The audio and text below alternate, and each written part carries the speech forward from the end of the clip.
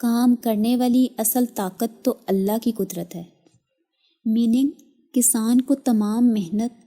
اور resources use کرنے کے باوجود فصل کی اچھی پیداوار کے لیے اللہ پر ہی بھروسہ کرنا پڑتا ہے، یعنی اس کے بعد بات اس کے بس میں نہیں ہے، کیونکہ ایٹ دا اینڈ اصل اختیار تو اللہ ہی کا ہے۔ اور اسی حقیقت کا یہاں تذکرہ کیا جا رہا ہے کہ ایک بیج میں سے پودا نکالنے میں کتنی چیزیں اللہ کے حکم سے اپنا اپنا رول ادا کرتی ہیں۔ مثلاً کسان ہل چلا کر بیج اور پانی ڈال دیتا ہے، اب اس کے بعد اس بیج پر زمین کی نمو کام کرتی ہے، پانی زمین کو نرم کرتا ہے اور دور سمندر سے آبی بخارات بن کر بادل کریٹ ہوتے ہیں، اور پھر ہوائیں ان بادلوں کو لے کر جس زمین پر اللہ کا اشارہ ہوتا ہے پہنچا کر برساتی ہیں،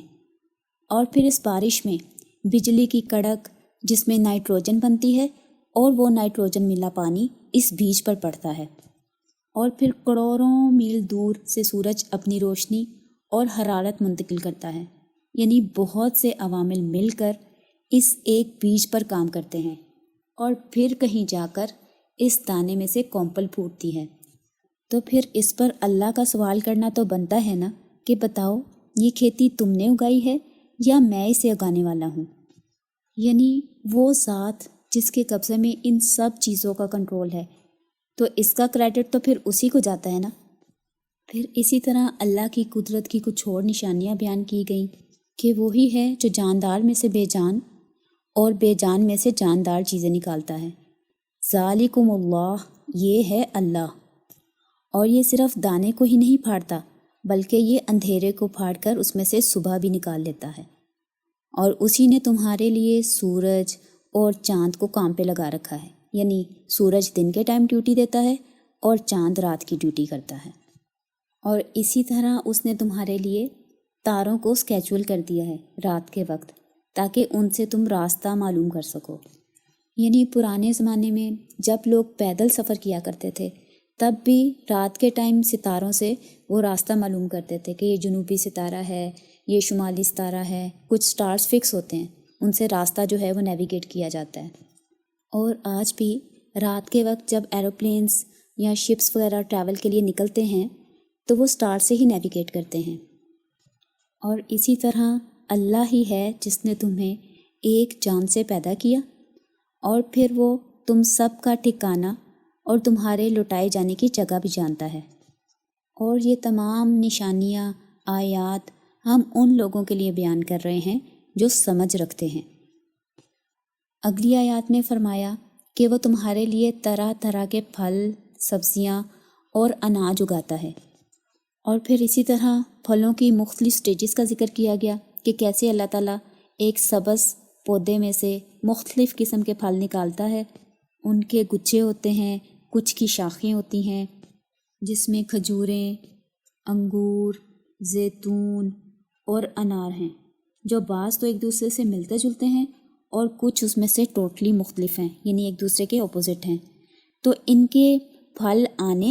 اور پھر ان پھلوں کے پکنے پر غور کرو کہ کیسے ایک سٹیج سے دوسری سٹیج پر پھل جاتا ہے اور اس کا ذائقہ، شکل اور رنگ تبدیل ہوتا جاتا ہے۔ یعنی شروع میں تمام پھل سبز رنگ کے ہوتے ہیں نارملی، اور ان کا ذائقہ کڑوا، پھیکا یا نمکین ہوتا ہے، اور پھر جیسے جیسے وہ پھل پکنا شروع ہوتا ہے تو اس میں مٹھاس آ جاتی ہے اور ایک خاص ذائقہ جو اسی پھل سے ریلیٹڈ ہوتا ہے۔ جیسے آم کو لے لیں کہ کچا آم کڑوا، کھٹا، اور پھر ایٹ دا اینڈ وہ انتہائی میٹھا اور لذیذ ہو جاتا ہے۔ اور ان تمام پھلوں کا پانی اور مٹی ایک جیسی ہوتی ہے کہ کیسے اللہ تعالیٰ اسی سیم پانی اور مٹی سے مختلف رنگ اور مختلف مزے کریٹ کرتے ہیں۔ اور پھر آخر میں ایک کنکلوڈنگ کومنٹ پھر دیا گیا کہ ذالکم اللہ، یہ ہے تمہارا اللہ، ربکم تمہارا رب، لا الہ الا ہوا کہ اس کے سوا کوئی معبود نہیں، خالق کل شیء ہر چیز کا پیدا کرنے والا، تخلیق کرنے والا، فاعبدوہ پس اسی کی عبادت کرو، وہو علی کل شیء وکیل اور وہ ہر چیز پر نگہبان ہے۔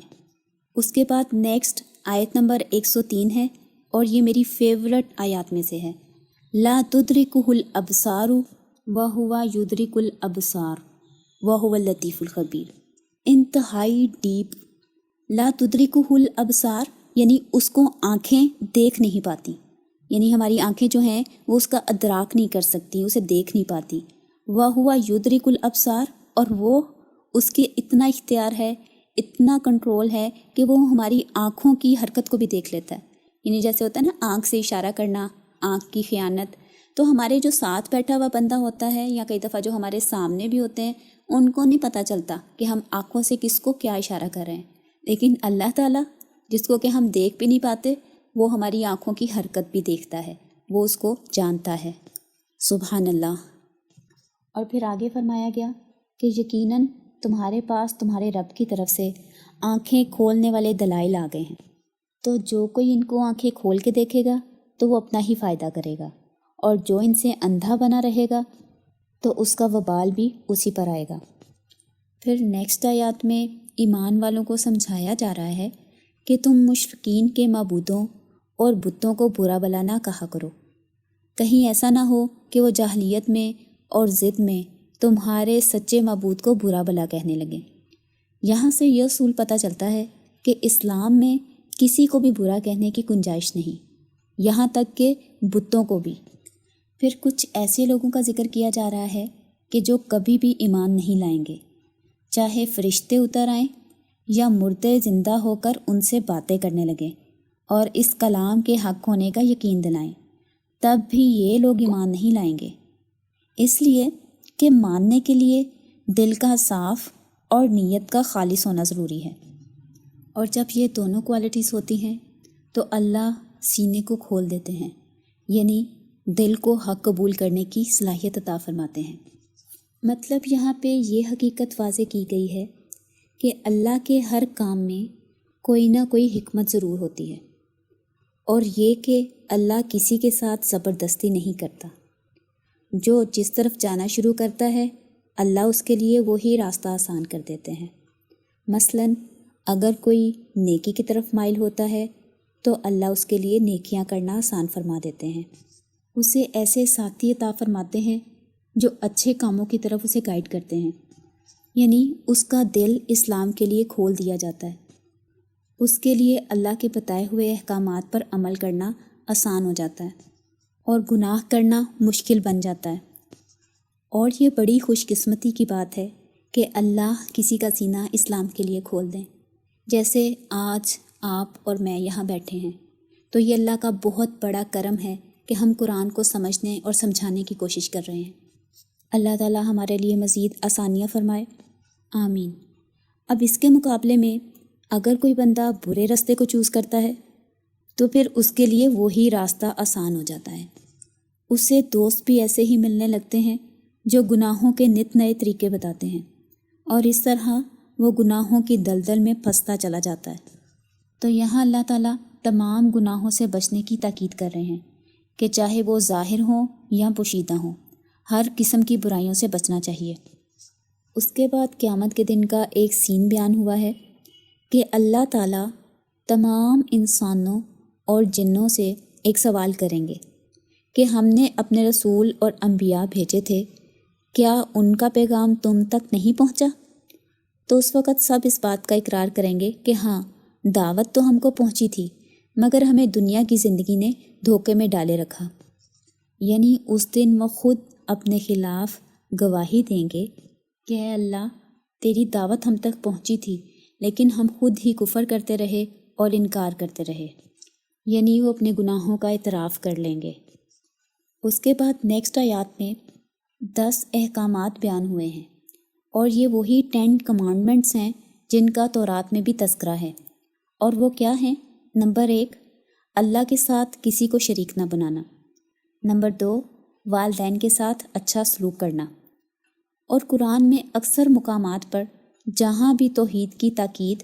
اور شرک کی مذمت آتی ہے، اس کے فوراً بعد والدین کے حقوق کا ذکر آ جاتا ہے، یعنی اللہ پر ایمان لانے کے بعد والدین کا احترام اور ان سے اچھا سلوک کرنا سب سے بڑی نیکی ہے۔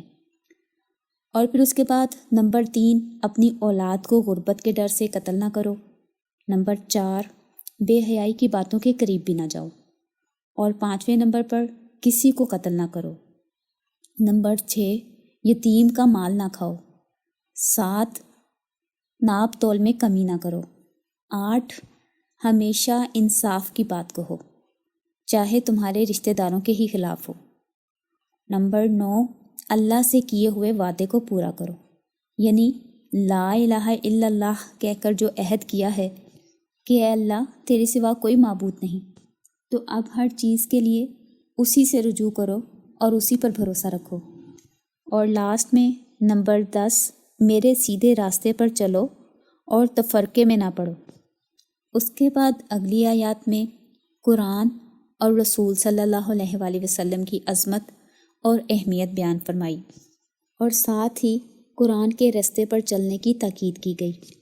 اس سورہ میں ایک حقیقت یہ بھی واضح کی گئی کہ جب انسان پر کوئی آفت یا تکلیف آتی ہے تو پھر تمام لوگ انکلوڈنگ می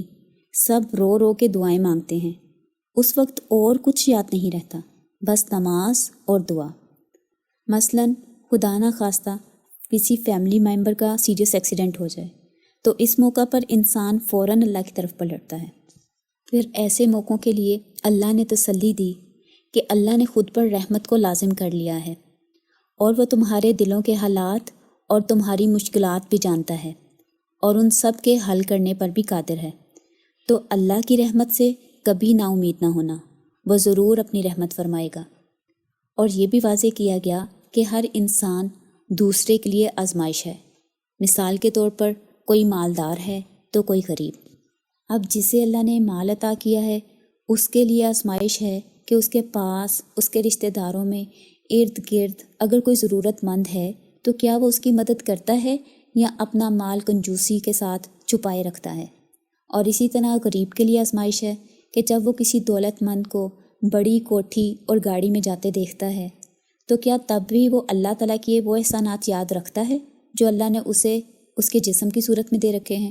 یا وہ ناشکری کرنے لگتا ہے۔ اسی طرح ہمارے بہن بھائی، ہمارے رشتہ دار، ہماری نند، بھابھی، دیور، جیٹھانی، سب ہمارے لیے آزمائش ہیں کہ ہم ان ساری آزمائشوں میں اللہ کے احکامات کے مطابق اس کے بتائے ہوئے اصولوں کو اپناتے ہوئے پورا اترتے ہیں یا نہیں۔ پھر نبی صلی اللہ علیہ وآلہ وسلم کی زبان سے ایک اقرار کروایا گیا کہ کہہ دو کہ یقیناً میری نماز، میری قربانی، میرا جینا اور میرا مرنا صرف اللہ رب العالمین کے لیے ہے، یعنی میرا قیام، سجود، رکوع، استغفار، طواف اور قربانی، نظر، نیاز سب اللہ کے لیے ہے۔ میرا جینا، میری زندگی کا ہر پل، اور میرا مرنا یعنی میری موت، وہ بھی اللہ تعالیٰ کی فرما برداری میں ہو، اللہ کی خاطر ہو۔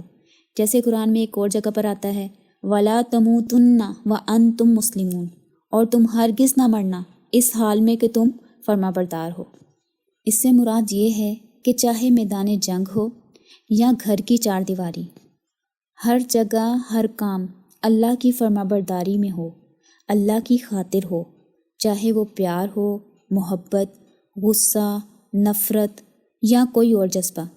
لیکن اللہ کی خاطر ہو۔ یعنی اگر آپ کسی سے ناراض بھی ہو رہے ہیں تو اس کی وجہ اللہ کا دین ہو، اور اگر آپ کسی سے پیار یا محبت بھی رکھ رہے ہیں تو اس کی وجہ اللہ کا کلام ہو، اللہ کی فرما برداری ہو۔ دن رات، ہر لمحہ،